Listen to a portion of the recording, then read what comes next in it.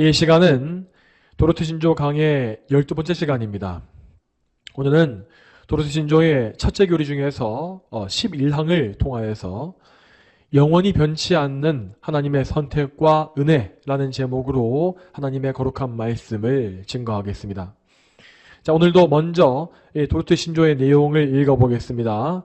다 함께 여러분 책자의 29페이지 중간 부분에 있는 11항을 보시면 되겠습니다. 11항 변하지 않는 선택. 하나님께서는 지극히 지혜로우시고 불변하시며 모든 것을 다 아시고 전능하시다. 그러므로 하나님의 선택은 중단되거나 변하거나 철회될 수 없고 무효가 될 수도 없다. 택함받은 사람들은 버림받을 수도 그 수가 줄 수도 없다. 아멘. 오늘 살펴볼 교리는 하나님의 선택이 영원하고 변치 않는다는 사실을 가르치고 있습니다. 자, 이와 같이 하나님의 선택이 영원 불변한 것은 하나님의 그러한 속성에서 나오는 것입니다. 하나님의 성품과 속성에 대해서 웨스트민스터 소유문답의 제4문은 이렇게 설명한 바 있습니다. 하나님은 영이시며 하나님의 존재, 지혜, 능력, 거룩, 공의, 선함, 진실은 무한하고 영원하며 불변합니다. 라고 했습니다. 자, 여기에서 우리는 하나님의 이 모든 이 선하신 성품들이 다 무한하고 영원하며 불변한다는 사실을 볼 수가 있습니다. 자, 이 중에서 오늘 우리가 살펴보고 있는 선택의 교리에 적용할 수 있는 속성은 영원성과 불변성이라고 할 수 있습니다. 자, 하나님은 이 시간이 존재하기 이전에 영원 속에서 당신의 백성을 택하셨으므로 그 선택, 구원의 선택은 시간과 관계가 없이 영원한 것입니다. 또한 하나님은 절대 변치 아니하시고 언제나 신실하신 분이기 때문에 그분의 선택 역시 절대 변질되거나 취소될 수가 없는 것이죠. 또한 하나님은 지극히 지혜로우시고 모든 것을 아시며 또한 능력이 무한하십니다. 그래서 하나님의 선택, 영혼 속에서의 이 선택은 반드시 실제의 구원으로 이루어지는 것입니다. 이 세상에 그 어떤 강한 존재나 그 어떤 어려운 환경도 하나님의 구원하심을 방해하거나 변경하거나 중단하거나 취소할 수는 없는 것입니다. 자, 그러므로 이 교리의 이 선택의 불변성을 알고 믿는 이것은 우리 성도들에게 무한한 위로를 줍니다. 여러분, 우리 자신의 상태를 볼 때에 우리가 과연 소망을 얻을 수 있겠습니까? 전혀 그렇지 않죠. 우리는 항상 매일마다 넘어지고 숨쉬듯이 죄를 지으며 틈만 나면 기도를 쉬려고 하고 예배를 멀리하려 하고 영적으로 게을러지려고 하는 악한 본성을 여전히 가지고 있습니다. 만일 하나님의 선택이 이러한 우리의 상태에 따라서 변화되었다면 우리 중에 그 어떤 사람도 구원에 이르지 못했을 것입니다. 여러분, 제가 누차 말씀드리는 것이지만 이 선택의 교리는 결코 잔인하거나 냉혹한 교리가 아니라 정말 성도들에게 풍성한 위로와 기쁨을 주는 은혜의 교리입니다. 하나님은 당신의 주권으로서 구원하실 자를 택하시며 그 선택은 반드시 이루어집니다. 그리고 그 선택 안에 있는 자들은 하나님의 은혜로 말미암아 그리스도의 형상으로 변화되어 가고 마침내 영화로운 상태에 이르게 되어 있습니다. 장차 천국에는 하나님이 정하셨던 자들이 정확히 다 모일 것이며 그 수요 중에서 실수로 잃어버린 사람들은 절대 없을 것입니다.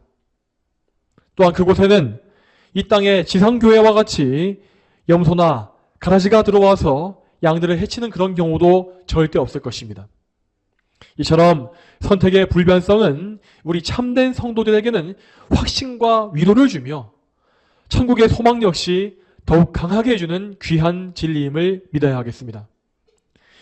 여러분, 그렇지만 아르미니아주의자들은 이렇게 변치 않는 선택의 교리를 전혀 인정하지 않습니다.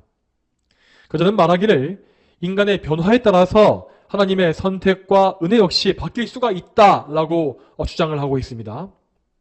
자, 이 사람들은 구원의 첫 시작부터 인간의 선택이 개입된다라고 보기 때문에 이렇게 구원을 지키는 것, 구원의 보존에도 인간의 노력이 필요하다라고 보는 것입니다. 자, 그런데 이러한 주장을 통해서 이 알미니언주의자들은 이것이 성도들에게 영적인 경각심과 긴장감을 더할 수 있다라고 보고 있습니다. 자, 다시 말해서 그들은 칼빈주의의 이 불변하는 선택 교리가 교인들을 영적으로 풀어지게 만든다라는 주장을 반복하고 있는 것이죠. 하지만 이러한 주장은 절대 사실이 아닙니다. 자, 물론 칼빈주의를 잘못 이해하고 있는 신자들은 선택의 교리에 기대어서 영적인 방종과 안일함에 빠지는 사례가 분명히 있습니다. 하지만 그러한 현상은 애초에 이 선택의 교리를 잘못 가르치고 잘못 이해했기 때문에 생기는 것입니다. 선택 교리를 바르게 이해한 사람은 하나님의 주권에 복종하게 되며 그분을 경외하게 되어 있으므로 오히려 안일해지는 것이 아니라 더 경건과 거룩에 힘쓰는 열매를 맺을 수밖에 없습니다. 자, 이와 반대로 알미니안주의는 교인들을 경건함으로 이끌어가는 것이 아니라 교인들에게서 오히려 모든 위로를 다 빼앗아 버립니다.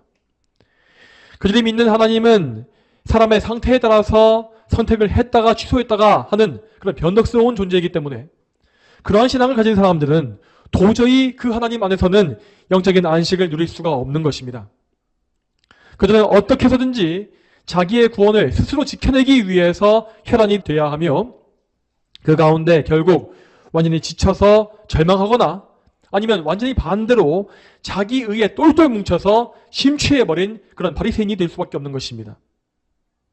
여러분, 그러므로 우리는 하나님의 신실하시고 불변하시는 성품을 신뢰해야 하고 그분의 선택 역시 변치 않음을 항상 믿어야 하겠습니다.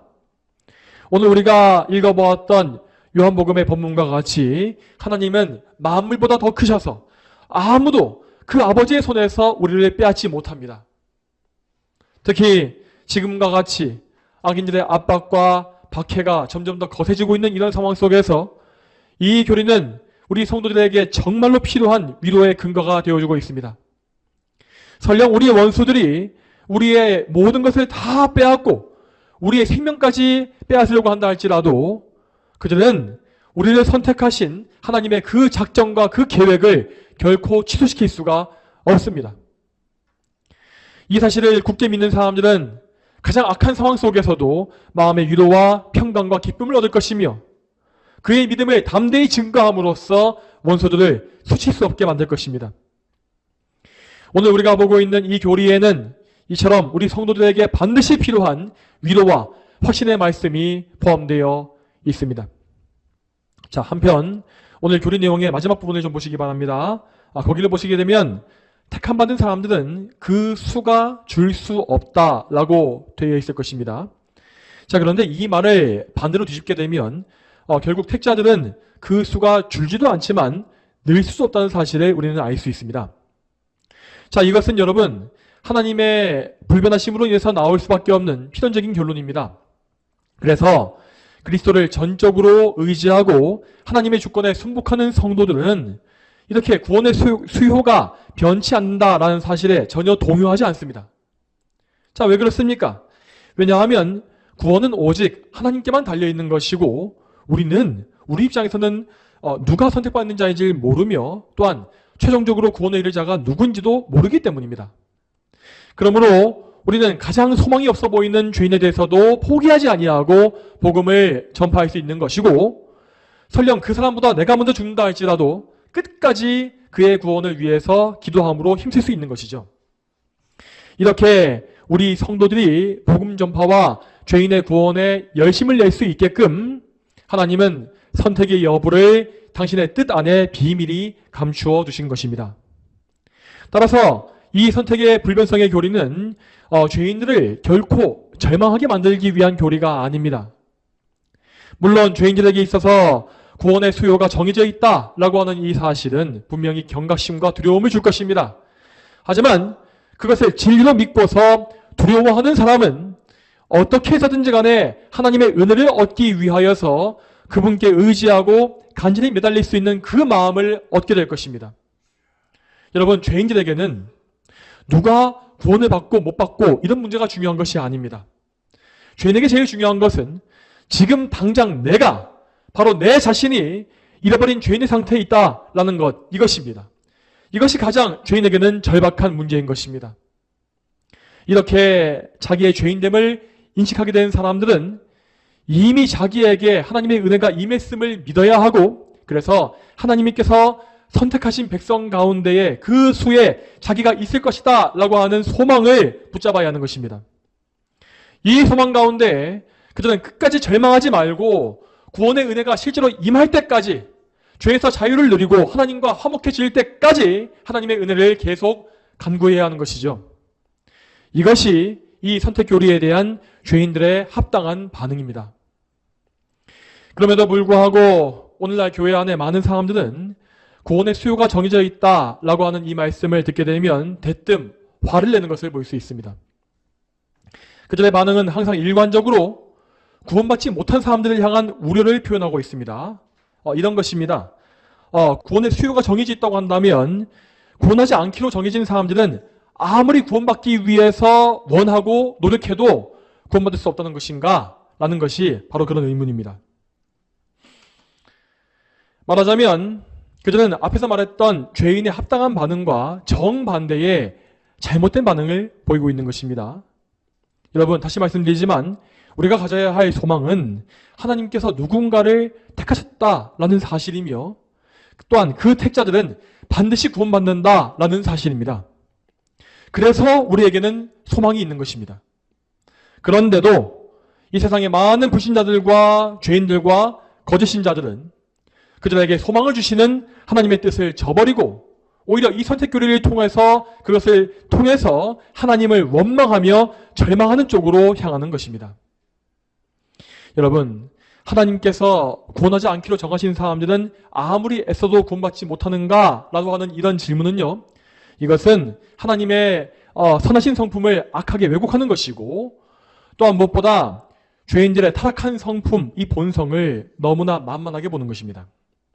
여러분, 제가 몇 차례 말씀드린 바 있습니다만, 자, 구원의 은혜가 없는 사람, 구원의 은혜를 받지 못한 사람은요, 그런 사람은 애초에 구원을 바라지도 않습니다. 하나님께서 주권적으로 은혜를 부어주지 아니하시면 죄인들은 절대로 결단코 하나님의 은혜에 매달리지를 않는 것입니다. 자, 만일 우리가 보기에 그들이 구원을 원하는 것 같이 보일지라도 그들은 그때에도 자기의 의를 포기하지 못하고 끝까지 자기 스스로 구원을 이루려고 하다가 멸망에 이르고 맙니다. 이와 같이 죄인의 원래 본성은, 자, 하나님께서 정하신 구원의 방식을 바라지 아니하며 자기가 상상해내고 구원해낸 구원의 방식을 고집하게 되어 있음을 알아야 합니다. 이런 가운데 그나마 하나님께서 죄인 중에 일부를 택하시고 그들에게 은혜를 주셨기 때문에 그 사람들은 하나님의 은혜를 갈망하게 되고 그 마음이 겸비해져서 그리스도께만 의지함으로 구원을 받는 것이죠. 자, 그런데 이런 말을 하게 되면 또다시 아르미니안주의자들은 오늘날 교회 안에 많이 있는 구도자에 대해서 말할 것입니다. 자, 여기서 구도자라고 하는 이 말은요, 이것은 길을 구하는 사람이라는 뜻으로서 어떤 종교에서 깨달음과 구원의 길을 찾기 위해서 힘쓰고 있는 사람을 의미합니다. 그래서 아르미니안주의자들은 말하기를 이 구도자들은 구원을 원하고 있기도 하고 구원을 갈망하기도 하는데 만일 그 사람들이 선택받은 백성이 아니라면 그들 역시 구원받지 못하는가라고 말할 것입니다. 그렇지만 사실 이 구도자라는 말은 원래 기독교 신앙에 대해서 쓰는 말이 아니라 이 세상의 모든 종교에 대해서 일반적인 구원의 길, 깨달음의 길을 찾는 사람이라는 의미를 담고 있음을 다시 한번 강조하겠습니다. 그래서 이 말에는 상당히 종교다원주의적인 색채가 들어있고 또한 인간의 공로를 앞세우는 잘못된 구원관이 그 밑바탕에 깔려 있음을 알아야 합니다. 그러니까 구도자라고 부르는 그 사람들은 하나님의 절대적인 주권에 의지하는 것이 아니라 자기의 의지력과 자기의 지식과 자기의 방법으로 나름대로 구원의 길을 찾고 있는 사람이라는 것입니다. 그런 자들은 하나님의 주권과 은혜에 의지하려고 하지 않고 오로지 자기의 방법과 자기의 취향, 자기의 종교적인 색채에 따라서 하나님을 찾고 있는 것입니다. 말하자면 이제는 마치 이방 종교인들이 예를 들면 불교 신자들이 돌을 닦고 수행하듯이 그런 방식으로 기독교 신앙에 접근하고 있는 것이죠. 자, 여러분, 이러한 모습은요, 이것은 결단코 은혜 받은 사람의 특징이라고 할 수 없습니다. 만일 정말 그들 중에서 참으로 하나님의 선택을 받은 백성이 있다면 그 택함 받은 사람은 이제까지 자기가 추구해왔던 구도적인 자세를 완전히 버리게 될 것입니다. 그 이전까지 그는 마치 명상을 하듯이 예배를 감상하거나 자기 종교적 감정에 심취하는 그런 자세를 취해왔습니다. 하지만 그들은 이제 더 이상 그런 안일한 자세를 가질 수가 없게 되는 것입니다.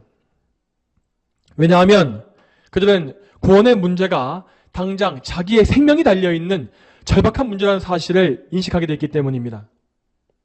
성령님은 그러한 죄인의 마음을 깨우치셔서 그들의 생각과 뜻이 전혀 가치 없다는 사실을 인정하게 만드십니다. 그래서 참으로 구원을 갈망하게 된 그 사람들은 하나님의 은혜로서 자기의 죄인됨을 철저히 자각하게 되고 자기가 하나님 앞에 얼마나 패역한 죄인인지를 절감하며 자신에게 그 어떤 구원의 공로나 의나 소망이 없다는 사실을 인정할 수밖에 없는 것입니다. 그리고 그들은 하나님께만 긍휼하심과 은혜가 있다는 사실을 믿게 되므로 정말 절박하게 생명을 구걸하는 사람의 자세로서 하나님 앞에 나와 엎드리는 것입니다.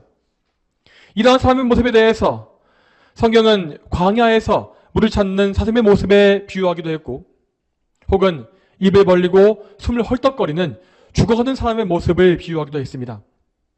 여러분, 말씀이 이러할진데 오늘날 교회 안에서 이런 모습으로 구원을 갈망하는 사람들이 과연 얼마나 되겠습니까? 이런 말을 하게 되면 많은 사람들은 여기에 대해서 아주 공격적인 반응을 보일 것이 분명합니다. 자, 그렇게 절박하게 구원을 찾는 경우는 바울 사도나 어거스틴 같이 아주 소수의 특별한 사람들만 그런 것이다. 대부분의 경우는 자기도 모르는 사이에 조용히 구원받는 경우가 많다라고 말하는 것이죠. 자, 물론 개혁파 신학에서도 구원을 갈망하는 그런 이 처음에 절박함의 수준이 사람마다 차등이 있다는 사실을 인정합니다. 그렇지만 여기에는 단지 정도의 차이가 있을 뿐이지 아예 절박함과 간절함이 없이 그런 것이 아예 없이 구원받는 경우는 없다는 사실을 아시기 바랍니다. 여기에서 정도의 차이라고 말하는 것을 설명하자면 이런 것입니다. 예를 들어서 어떤 사람이 어린 시절에 부름받고 구원을 받는다고 하면 그 어린아이들이나 청소년들은 대부분 어떤 극심한 고통이나 절망적인 공포심과 두려움을 겪지 않고 믿음에 이르는 것을 많이 볼 수 있습니다. 자, 왜 그렇겠습니까? 왜냐하면 그들은 오랜 세월 동안 이미 굳어져 버린 그런 잘못된 신앙관이나 죄악이나 정욕 등이 성인에 비해서 현저히 적기 때문입니다. 특히 어릴 때부터 경건한 가정에서 말씀을 착실하게 배우고 부모로부터 신앙의 좋은 모범을 실제로 보고 경험했던 아이들은 이처럼 수월하게 중생과 회심에 이르는 경우가 많습니다. 그래서 그런 아이들은 자기의 죄인됨에 대해서 자각하고 고뇌와 슬픔을 어느 정도 겪은 이후에 하나님의 은혜를 입고 믿음을 소유하는 것을 많이 볼 수 있죠. 자, 여러분, 이러한 설명은 제가 만들어낸 그런 것이 아니고 하나님의 언약이라는 관점 하에서 옛 선조들이 가르쳐왔고 실제로 경험해왔던 사실입니다. 지금 이 자리에도 어린아이들이 있지만 사실 모든 사람에게 제일 좋은 구원의 길은 이렇게 어린 나이에 은혜 받고 구원에 이르는 그것입니다. 그렇게 어릴 때에 거듭나고 구원을 받게 되면 그 아이들은 이 세상의 정욕에 깊이 빠져들 틈도 없이 일찍부터 하나님께 자기의 삶을 바쳐드릴 수가 있기 때문입니다. 그래서 저도 저희 아이들을 위해서 기도할 때마다 이 아이들이 한 살이라도 더 어릴 때 조금이라도 더 어린 나이에 하나님의 은혜로서 거듭나고 회심하기를 늘 간구하고 있습니다. 여러분, 하지만 분명한 사실은 이렇게 비교적 수월하게 구원받는 경우에도 자기의 이 죄성, 이 끔찍한 죄성에 대한 인식과 또 무기력함과 그리스도의 절대적인 필요성에 대한 인식 또한 죄에서의 회개 등의 변화는 반드시 드러난다는 것입니다. 비록 그러한 변화가 어떤 급격한 감정의 변화를 동반하지 않는다 할지라도 모든 죄인들은 자기의 상태에 대해서 알고 고심하고 또 어려워하다가 그리스도로 인해서 기뻐하며 삶이 완전히 새로워지는 그런 과정을 겪게 된다는 것이죠. 이러한 과정 자체가 아예 없이 그냥 모태신앙을 통해서 습관적으로 평생 교회에 출석만 하는 그런 것을 구원받은 신앙이라 부르는 것은 전혀 성경적이지가 않습니다. 그리고 방금 말씀드린 경우와 반대로 이미 세상의 풍파와 온갖 죄악과 정욕을 많이 겪어봤던 사람들은 구원의 과정에서도 많은 진통을 겪는 것을 자주 볼 수 있습니다. 자, 왜냐하면 그런 분들은 너무나 오랫동안 이 세상의 가치관과 자기의 신념이 굳어져서 그것을 제거하고 부인하는 것이 아주 힘들기 때문입니다. 대표적으로 4세기에 위대한 교부였던 어거스틴은 수년간 아주 깊은 고뇌와 어려움의 시간을 겪은 끝에 회심한 것으로 아주 유명합니다. 어거스틴은 경건한 어머니인 모니카 아래에서 태어났기 때문에 어릴 때에는 어머니의 인도함을 따라서 기독교 신앙을 바탕으로 성장했습니다. 하지만 그의 청소년기에 가정의 형편이 어려워지면서 어거스틴은 학업을 중단하고 방탕한 생활을 시작했습니다. 그때 그는 불량한 친구들과 몰려다니면서 도둑질을 일삼고 또한 성적인 타락에 10대 때부터 빠져들어갔습니다. 그때 그는 결혼하지 않은 상태에서 한 여성과 동거하면서 아이를 낳고 사는 등의 부절제한 삶을 계속 살았죠. 그러한 성적인 타락은 이후에도 계속되어서 그에게 참으로 많은 괴로움을 주었습니다. 또한 그뿐만 아니라 어거스틴은 진리를 찾겠다라고 하는 명목하에 마니교, 조로아스터교에 깊이 빠져서 10년이 넘는 세월을 허비했고 또한 헬라 철학, 그리스 철학을 통해서 진리를 탐구하는 등의 헛된 시도를 계속 반복했습니다. 하지만 이런 가운데 하나님은 그를 죄 가운데 영원히 버리지 아니하셨고 다시금 그가 말씀을 듣게 하심으로써 영적인 각성을 경험하게 하십니다. 그래서 그는 자기가 죄의 노예라는 사실을 알게 되었고 하나님의 진노 아래에 있는 비참한 죄인이라는 사실을 깨닫게 되었습니다. 이렇게 영적 각성은 시작되었지만 이후에도 그는 죄를 끊지 못하고 계속해서 예전의 삶으로 돌아가는 아주 괴로운 경험을 반복하고 또 반복했습니다. 자, 이때 이 시점에 그는 복음이 진리임을 알았습니다. 또한 지적으로 또 동의했습니다. 하지만 여전히 그는 그의 속사람이 거듭나서 변화하는 단계에 이르지는 못한 것입니다.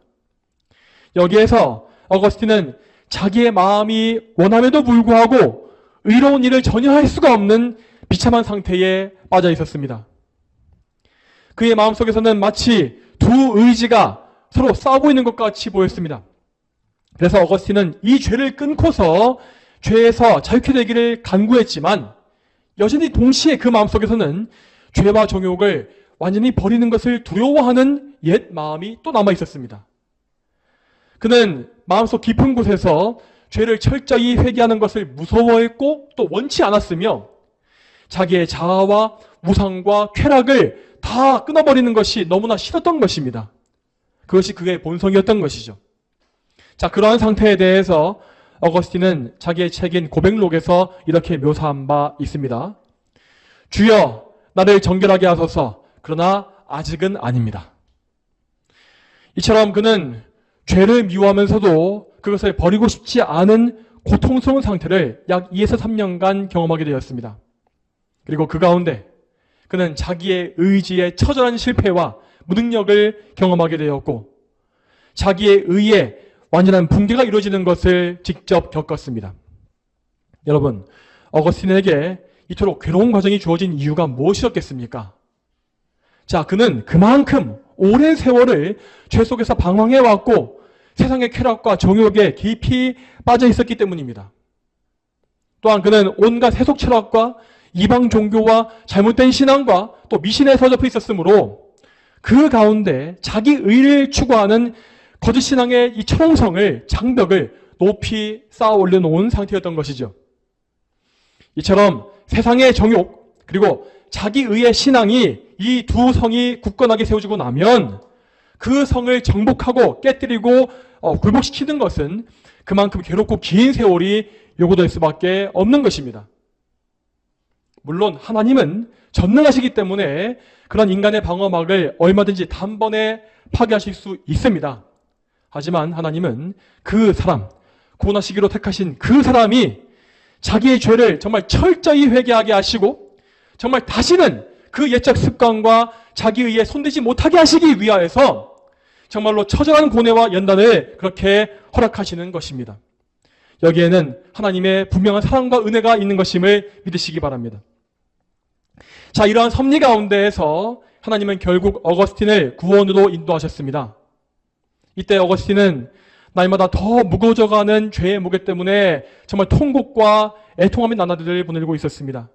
그런데 그 중에 하루는 그가 울면서 기도하던 중에 밖에서 동네 아이들의 노랫소리가 들렸다고 합니다. 그 노랫소리는 라틴어로 톨레레게라고 했는데 이는 집어서 들어서 읽어라 라는 뜻이라고 합니다. 이 소리를 들은 어거스틴은 불현듯 성경을 들어 올려서 펼쳐 읽게 되었고 거기에서 로마서의 한 구절을 보게 되었습니다. 그 구절은 다음과 같습니다. 자, 여기 대해서 로마서 말씀을 보겠습니다. 로마서 13장 13절과 14절 말씀 같이 한번 보겠습니다. 낮에 행동하듯이 단정히 행하고 방탕과 술 취함과 음란과 호색과 다툼과 시기를 멀리하고 오직 주 예수 그리스도로 옷 입고 정욕을 위하여 육신의 일을 도모하지 마라. 아멘. 자, 이 말씀을 읽은 직후에 어거스틴은 그 마음속에 환한 빛이 비추는 것을 느꼈다고 하였습니다. 그는 이제까지 자기의 행위에만 얽매여서 계속해서 자기의 의와 노력에만 의지해 왔던 것입니다. 하지만 그는 절대로 하나님께 합당한 의를 자기 의지로서는 이룰 수가 없었고 번번이 죄에 넘어지며 좌절감을 맛보게 되었죠. 그가 읽었던 로마서의 말씀은 그가 그렇게 심각하게 고민해왔던 바로 그 문제를 지적했습니다. 방탕과 술 취함, 음란과 호색, 다툼과 시기 등이 바로 그것이었습니다. 그런데 이 말씀은 그러한 죄악을 멀리하라고 명하면서 사람의 노력이나 공로를 강조한 것이 아닙니다. 이 구절은 말씀하기를 오직 주 예수 그리스도로 옷 입고 라고 명하고 있습니다. 이 말씀은 곧 우리가 죄에서 자유하게 되는 그 능력이 오직 그리스도의 의에만 있다는 사실을 선포한 것입니다. 여러분, 우리 자신은 타락과 부패함으로 인해서 선을 행할 능력이 전혀 없습니다.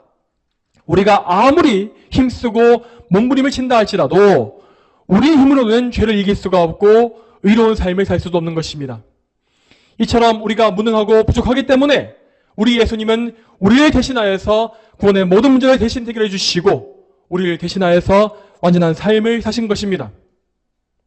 그리스도의 보혈은 우리의 더럽고 추악한 모든 죄를 사하고 깨끗하게 씻겨주었으며 그리스도의 의는 우리의 불의함을 덮고 의의 세마포 옷을 입혀주었습니다. 그리스도께서 이루어내신 이 모든 공로는 하나님이 택하신 모든 백성을 위해서 준비된 은혜의 선물입니다. 그러므로 우리는 되지도 않는 우리 자신의 의와 노력을 내어버려야 하고 또한 스스로의 힘으로써 죄와 싸우려고 하는 시도를 멈춰야 합니다. 우리는 성령께서 주시는 믿음으로 말미암아 예수 그리스도를 믿고 의지해야 하며 그리스도의 공로를 선물로 받아서 하나님 앞에 의로운 백성으로 용납받아야 합니다. 바로 이러한 구원의 은혜를 가리켜서 로마서의 말씀은 오직 주 예수 그리스도로 옷 입고 라고 말한 것입니다. 하나님께서는 당신의 크신 은혜로서 우리의 더러운 죄의 옷을 벗겨주실 것이며 오직 주 예수 그리스도로 옷 입게 하시어서 우리를 당신의 사랑하는 자녀로 맞이해 주십니다. 여러분, 이 은혜가 임했기 때문에 어거스틴은 이제 실제로 죄의 무거운 짐을 벗게 되었고 그 죄의 짐이 다시는 자기를 억누르지 못하는 것을 알게 되었습니다. 그를 항상 향해 있었던 하나님의 진노는 이제 완전히 가라앉았고 이제 그는 하나님과 화목해져서 그분을 기꺼이 아버지라 부르며 가까이 할 수 있는 그 은혜에 들어간 것입니다. 그리고 이 놀라운 은혜를 입은 이후에 그는 그리스도의 은혜와 능력으로서 죄와 싸워 이길 수 있는 실제적인 경건의 능력을 소유하게 되었습니다. 물론 그의 평생에 죄와의 전투는 계속되었습니다. 하지만 그는 결단코 이전과 같이 죄의 짐에 억눌리지 아니하였으며 심판의 공포심으로 돌아가지도 않게 되었습니다. 또한 무엇보다 그는 점점 더 거룩하게 성화되어 감으로써 그 안에서 죄의 세력이 패배하고 거룩한 새 사람이 승리하며 더 번성해가는 그런 영광스러운 일들을 계속해서 경험하게 되었습니다.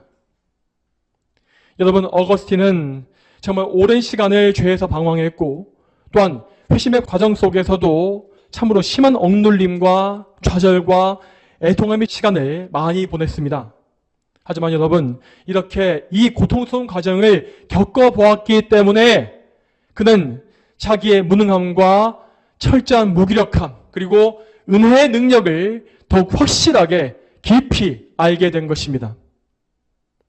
또한 그는 회심한 이후에 죄와 정욕을 정말 지긋지긋하고 끔찍한 것으로 여기게 되었으므로 다시는 그 악한 길에 돌아가거나 손댈 만한 마음 자체를 가지지 않게 되었습니다.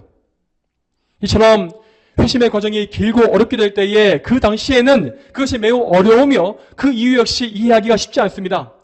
하나님께서 왜 나에게 이렇게 어려운 시간을 주시는가 라는 마음이 들 것입니다. 하지만 그 모든 과정을 인내함으로 거치고 나서 마침내 구원의 은혜를 입은 사람은 그렇지 않은 사람보다 훨씬 더 큰 감격과 감사와 기쁨을 누릴 수가 있습니다. 이제 말씀을 정리하겠습니다. 사랑하는 여러분, 우리의 구원은 영원부터 영원까지 오직 하나님의 주권에 달려 있습니다.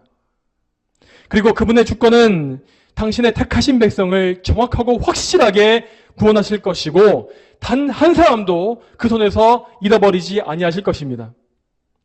그러므로 우리 모두는 하나님의 이러한 전능하신 능력과 변치 않는 선택을 신뢰함으로써 모든 두려움을 다 떨쳐버려야 합니다. 설령 여러분께서 지금 끝이 보이지 않는 어두운 터널 속에 있는 것처럼 느껴질지라도 여러분은 그 어두움을 바라보지 마시고 빛이신 하나님을 바라보셔야 합니다. 여러분의 무능한 상태와 죄의 깊은 곳을 바라보고 있을 때에 여러분 모두는 실망하고 절망할 수밖에 없습니다. 하지만 여러분, 하나님의 작정은 영원하시며 그분의 오른팔에는 정말 무한한 구원의 능력이 있습니다. 그리고 그분께서 보내주신 구주 예수님은 우리의 구원을 온전히 성취하기 위한 모든 공로를 이미 이루어내신 분이십니다.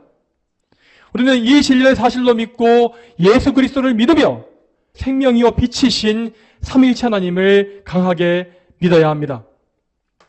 이 믿음으로 말미암아서 우리는 영원한 구원을 얻을 것이며 또한 구원의 기쁨 속에서 그리스도의 형상을 이루어가는 그런 복된 삶 역시 살게 될 것입니다. 저와 여러분 모두가 오늘 말씀과 같이 변치 않는 선택의 은혜 안에서 기쁨과 안식을 누리게 되기를 주님의 이름으로 축복합니다. 다 함께 기도하겠습니다. 하나님 아버지, 오늘도 선택교리의 내용을 점점 더 깊이 있게 들어가 보면서 하나님께서 우리를 선택하시고 그 선택에 대해서 알려주신 이것이 얼마나 우리에게 큰 은혜인지를 우리가 보게 하심에 참으로 감사합니다. 하나님, 우리가 물론 누가 택함받았는지를 알지 못하지만 하나님의 선택이 불변하며 그 수요가 절대 줄거나 늘지 않는다는 이 사실을 볼 때에 하나님께서 우리를 택하셨음을 우리가 신뢰함으로 또 바라볼 수가 있고 그 안에 소망을 둔 상태에서 항상 낙심치 않고 하나님께서 우리를 잃지 않으실 것임을 믿음으로 소망을 품을 수 있음을 저희는 믿습니다. 하나님, 우리가 이 신앙을 굳게 견지하게 해주시고 그래서 이 신앙 가운데에서 이 세상의 모든 환난과 박해와 핍박과 풍파 가운데에서 늘 하나님을 바라보고 하나님의 전능하신 오른팔 안에서 그 품 안에서 늘 안심하고 안식하며 기뻐할 수 있도록 주여 인도하여 주시옵소서.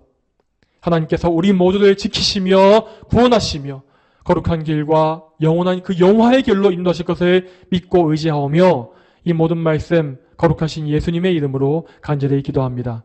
아멘.